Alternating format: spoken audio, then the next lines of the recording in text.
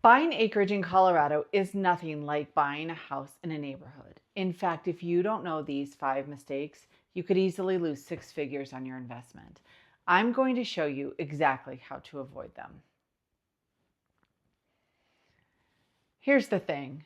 Most agents have never sold a property on a well. Most lenders don't explain how acreage financing actually works, and most buyers fall in love with the view before they've asked a single question about the water. I live on acreage in Parker. This is what I do every day. So let's fix that. 5 mistakes.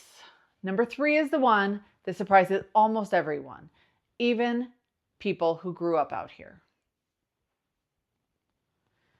Mistake number 1, assuming water is a given. In Colorado, water rights and the land are 2 different things. You can own 35 acres and not have the right to use the water under it the way you expect.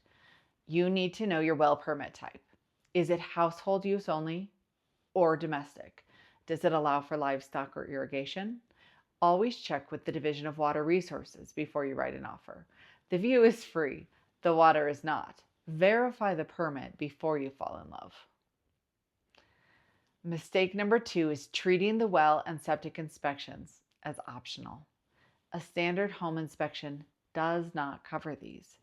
These are separate, specialized inspections. In Douglas and Elbert counties, the septic system often requires a septic use permit at transfer. We're talking about well yield testing, water quality, and septic pumping.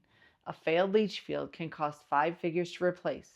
This is where you can lose that money if you skip this step. Mistake number 3, zoning does not equal what the listing says.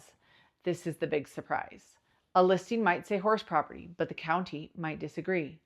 Zoning determines how many animals you can have, what outbuildings you can construct, or whether you can run a business from your barn. Never buy acreage based on what the listing says you can do.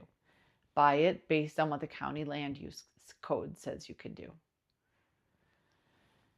Mistake number 4, underestimating the real cost of ownership. No city water bills sounds great, but remember you have a well pump that will eventually fail, a septic system that needs pumping every few years, propane to manage, and a long driveway that needs grading and snow removal. Budget for fire mitigation on treed lots and higher insurance payments for wind and hail. Acreage life is worth every penny, but only if you've budgeted for it. And mistake number 5, assuming financing works like a normal mortgage. Some lenders cap the acreage they will lend on. Appraisals are difficult because there are fewer comparable sales. Outbuildings and land often get valued differently than buyers expect.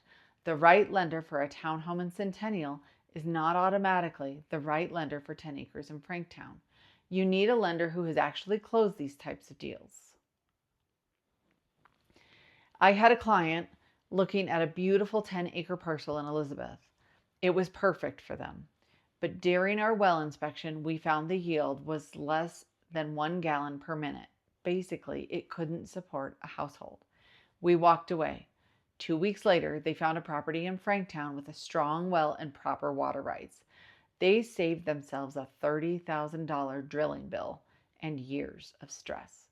That is the difference between knowing these 5 things and learning them the expensive way. If you're serious about moving to acreage in Colorado, don't guess, reach out. You can find my direct contact info in the description below and subscribe, because next week I'm breaking down exactly what your budget gets you in Parker, Franktown, and Castle Rock. Thanks for watching.